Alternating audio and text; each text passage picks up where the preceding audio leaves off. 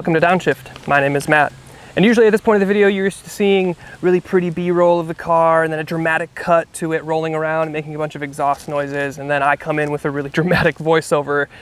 And that's not what's happening here today. But before we talk about that, I've been living with this thing for the past 2.5 days. So here's what that's been like. Okay, let it be known, I'm working hard when I ain't on the phone. This ain't a home, this ain't a phone. Grind never stopping, I'm keeping it cold. Unlocking the door with the holy key. You supposed to be this close to me, and hopefully you understand G.O.D. Maybe this cold and I'm talking like no degrees.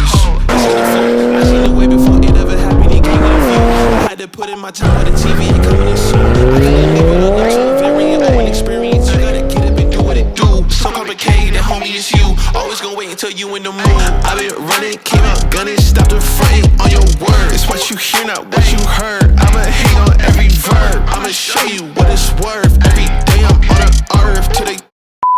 So as you just saw, this Macan GTS is an absolute ripper. I have loved driving it the last 2.5 days. It's a really well put together car.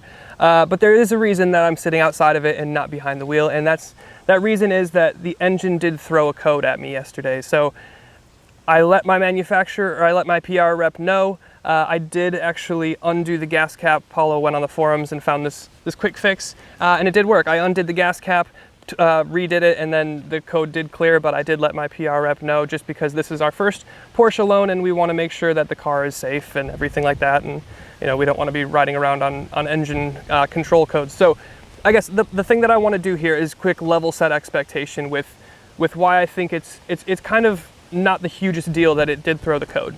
The life of these press cars is actually really harsh, and this actually is a very young and fresh car. So the way that it typically works is when the manufacturer rolls out a new car or a facelifted car, as you can see here, they have an initial drive program where media outlets from all over the country come to one location, they drive the car for a day or two, and then they go back to their houses and they write a review or make a video or whatever. Then new cars are brought in. Those cars are disseminated across the country to the regional fleets.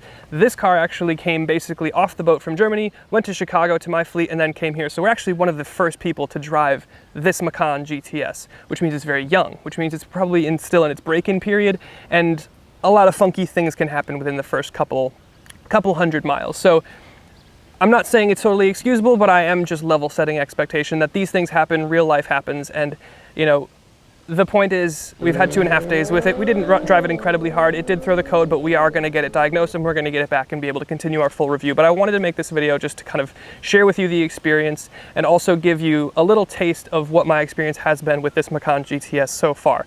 Like you saw from the images, it's an absolute riot to drive. Now this, for 2022, the GTS is now the range topper. There's no more Macan Turbo, but what they've done is they've put the turbo engine in here, and that's the same engine, the same 2.9 liter twin turbo V6 that you would get from like an Audi RS5. It makes like 450 some horsepower. It's very quick, 7-speed PDK. That's one of my favorite transmissions out there. The shifts are so snappy. There's so much drama. You get a lot of good sounds coming out of the quad tips. It's quick. It's like 4-ish seconds, 0 to 60, all-wheel drive.